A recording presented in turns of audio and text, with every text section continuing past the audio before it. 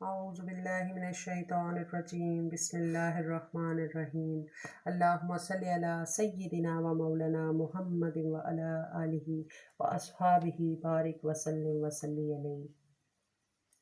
اللہ تعالیٰ قرآن مجید میں ارشاد فرماتا ہے، یا ایہا الذین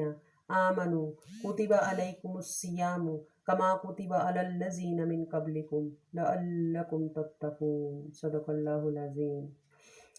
کہ اے ایمان والو، تم پر روزے فرض کیے گئے ہیں جیسا کہ تم سے پہلی امتوں پر فرض کیے گئے تھے تاکہ تم متقی بن جاؤ۔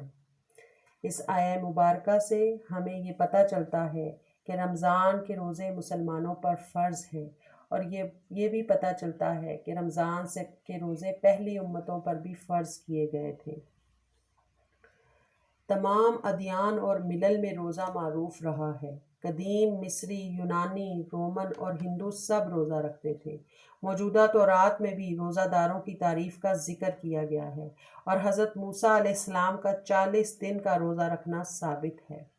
یروشلم کی تباہی کو یاد رکھنے کے لیے یہود اس زمانے میں بھی 1 ہفتے کا روزہ رکھتے تھے۔ اسی طرح موجودہ انجیلوں میں بھی روزے کو عبادت قرار دیا گیا ہے اور روزہ داروں کی تعریف کی گئی ہے۔ اسی لیے اللہ تعالیٰ نے فرمایا ہے کہ جس طرح تم سے پہلے لوگوں پر روزہ فرض کیا گیا تھا، اسی طرح تم پر بھی روزہ فرض کیا گیا ہے۔ اب یہاں پر یہ جاننا ضروری ہے کہ روزے کا کیا مفہوم ہے جو مسلمانوں پر فرض کر دیا گیا ہے۔ روزے کا لغوی مفہوم ہے کسی چیز سے رک جانا اور اس کو ترک کر دینا، اور روزے کا شرعی معنی یہ ہے کہ مکلف اور بالغ شخص کا ثواب کی نیت سے طلوع فجر سے لے کر غروب آفتاب تک کھانے پینے اور جماع کو ترک کر دینا اور اپنے نفس کو تقویٰ کے حصول کے لیے تیار کرنا۔ علامہ علاء الدین حصکفی نے لکھا ہے کہ ہجرت کے 1.5 سال اور تحویل کعبہ کے بعد 10 شعبان کو روزہ فرض کر دیا گیا۔ سب سے پہلے نماز فرض کی گئی، پھر زکوٰۃ فرض کی گئی، اور اس کے بعد روزہ فرض کیا گیا، کیونکہ ان احکام میں سب سے سہل اور آسان نماز ہے، اس لیے اس کو پہلے فرض کیا گیا۔ پھر اس سے زیادہ مشکل اور دشوار زکوٰۃ کی ادائیگی ہے، کیونکہ مال کو اپنی ملکیت سے نکالنا انسان پر بہت مشکل ہوتا ہے، اور اس کے بعد اس سے زیادہ مشکل عبادت یعنی روزے کو فرض کیا گیا، کیونکہ روزے میں نفس کو کھانے پینے اور عمل تزویج سے روکا جاتا ہے، اور یہ انسان کے نفس پر بہت ہی شاق اور دشوار ہے۔ اللہ تعالیٰ نے اپنی حکمت سے بتدریج احکام شرعیہ نازل فرمائے۔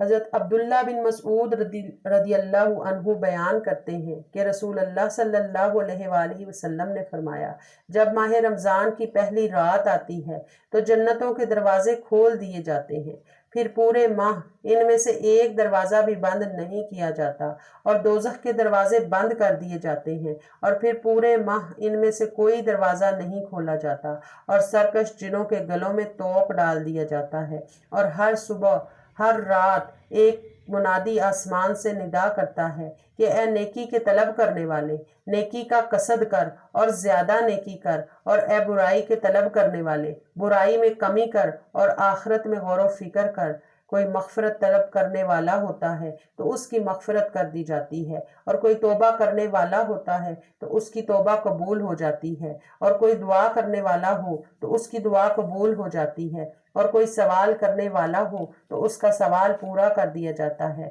اور اللہ تعالیٰ ماہ رمضان کی ہر رات میں 60,000 لوگوں کو جہنم سے آزاد کرتا ہے، اور رمضان کی ہر رات میں جتنے لوگوں کو جہنم سے آزاد کرتا ہے، عید کے دن اس سے 30 گنا زیادہ لوگوں کو جہنم سے آزادی عطا کی جاتی ہے۔ اس حدیث کو امام بہقی نے روایت کیا ہے، اور یہ حدیث حسن ہے۔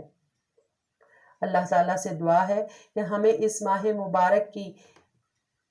تمام عبادتوں کو نیک نیتی کے ساتھ کرنے کی توفیق عطا فرمائے، اور اس مبارک مہینے کا ادب اور احترام کرنے کی توفیق عطا فرمائے، اور ہمیں اپنے روزوں کو صحیح طور پر رکھنے کی توفیق عطا فرمائے۔ وآخر دعوانا ان الحمد للہ رب العالمین۔